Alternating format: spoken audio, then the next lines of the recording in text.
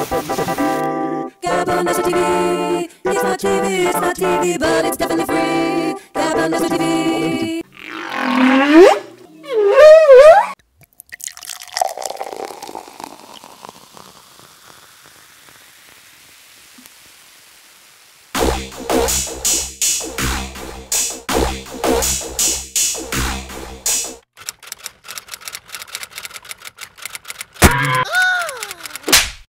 Hi everyone, welcome to The Thing Show. I'm your host, Gab Bonesso, and today's thing is Stephen King. Stephen King, what do we know about him? American author, father, husband, vehicular accident survivor. But I've got questions. Like, he's got this wife who's also an author, Tabby, and I need to know, are any of his characters based on her? Also, I really need to know why he kept selling the rights to his books to like really bad filmmakers who totally ruined the whole concept of his novels.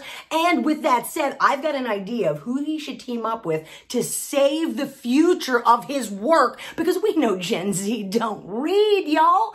They listen to books or they watch the movies. And the most recent It has me offended. Sorry, Owen, that's his son, who I'm pretty sure was a co-producer.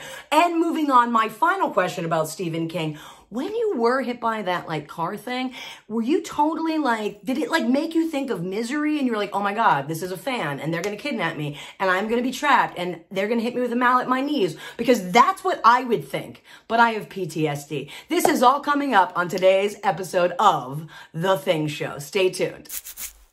All right, so one of the things I find totally fascinating about Stephen King is the fact that there is a giant group of people, and I will go ahead and say millennials, Gen Z, who mostly know his work through films, not having read his books. I am one of those people, so I can go ahead and say this. Now, recently, I've started reading some of his novels. My sister is a huge Stephen King fan, and I first read The Shining, which blew my mind. It is nothing like the movie. In case you're wondering, I'm pretty sure Stanley Kubrick's a racist because he really missed the point. Also, I'm now reading the book It, which is bigger than the Bible and more intense and way scarier, which I never thought I would say a book is scarier than the Bible. And in it is nothing like either the miniseries or the two-part movie that just came out. Now, I will give the miniseries credit. It's closer. But this two-part, I was obsessed with this two-part movie to the point that I was like, I have to read the book. That movie forced me to read the book. So in that sense, bravo, Stephen King. You sell the rights. It's not the real thing. Gets my intrigue. Now I read your book. Okay, you're winning. But the point is that movie is an insult to your book, your work. I don't know what's going on there. It is literally just fan fiction. So if you like It Part 1 and Part 2, I don't know, y'all. I'm telling you, you're just watching fan fiction. It's nothing like the book. The book is intense. It is legit like the Bible. You need to check it out. But with that all said, I've seen like every other one of his movies, and I love Stephen King books turned movies. Like, I love Pet Sematary. I love the new Pet Sematary. Children of the Corn. I did like The Shining until I read the book. I love It, the miniseries. My brother Peppy and I, we'd watch it every year at Easter because how do you, honor the resurrection of Jesus Christ by not watching Pennywise try to torture little kids? It's like, it's what you do. It's what you do in the Bonesso household. So I am a lover of these films. I just recently, what was the one? Silver Bullet. Love that. Watch that this Halloween, maybe every day in October. I love that movie. Also, rest in peace, Corey Haim.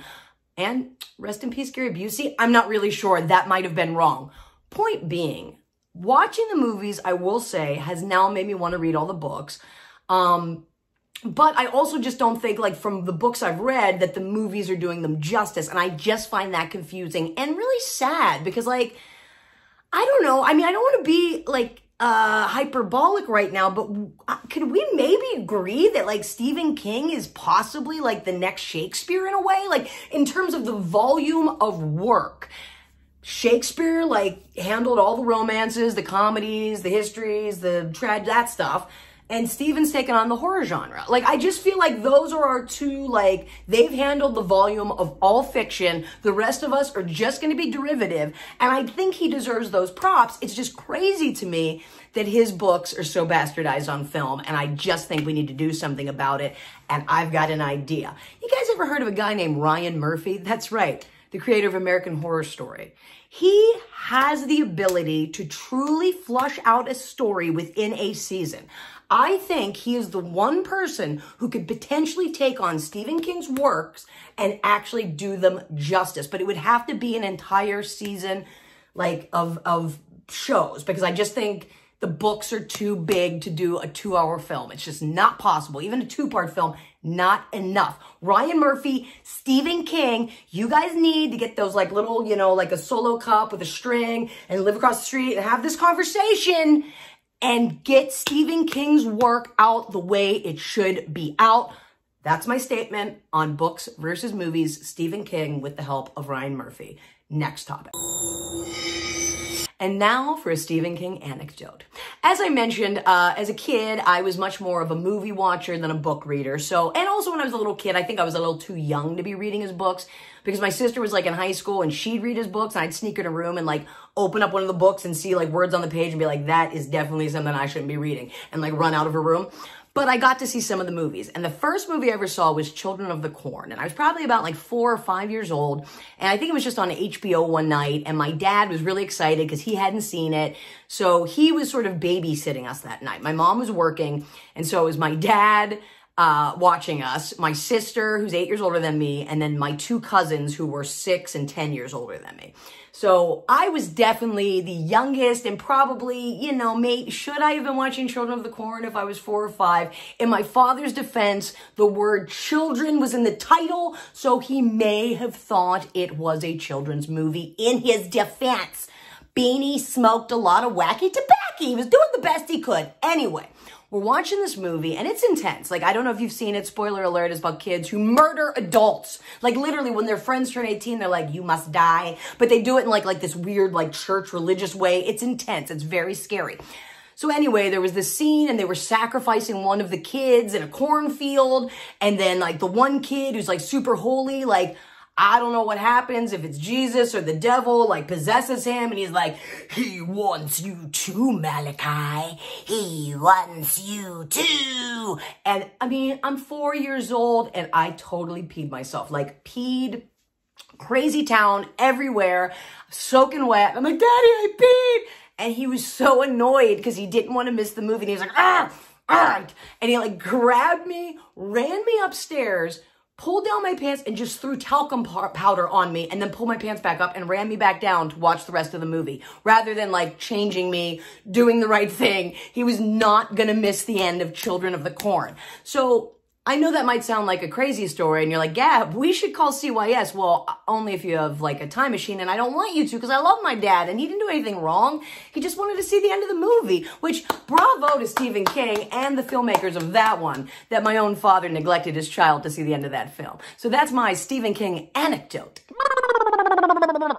I don't remember like how many years ago or when this happened, but Stephen King was like hit by a car or a van, I can't remember. I just remember like reading the headline and thinking like, misery. And I'm wondering, when it happened to you, Stephen King, Mr. King, hail to the king, was that going through your brain? You're like, you know, and then you're like laying on the side of the road and like someone's running out of their car and you're like, oh God, what if it's Annie Wilkes? What if it's someone who's going to kidnap me? Oh my God, I'm Stephen King. I wrote that. And then did you have like a moment where you're like, I might be Nostradamus. Like maybe I projected my own death. Like, I don't know. Like, sometimes I think you might be Nostradamus. Like, if Pennywise is not Donald Trump, then I know nothing. And finally, to me, the biggest mystery surrounding Stephen King is his wife. That's right. Stephen's queen. I need to know more about her. And I really, because as a creative, I know that I base characters on everyone around me, and I need to know. Which of your characters did you base on Tabitha, man? Let me know. Oh, and now a music video with that sentiment. Stephen King. But what about Stephen's queen? Is she nice or is she mean? Did he base any characters on Stephen's Queen?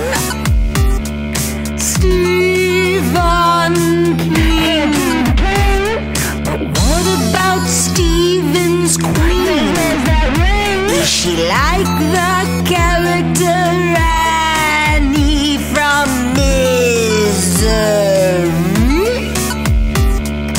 Does she have a car for clown around? Can she start a fire with her brow?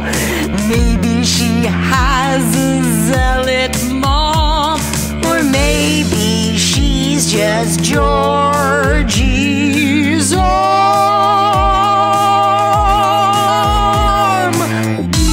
Stephen King. But what about Stephen's Queen? Need to know her identity. Is she the sister Rachel Creed from Pet Cemetery? Or maybe she's Jack's Wendy? Her name's Tabitha.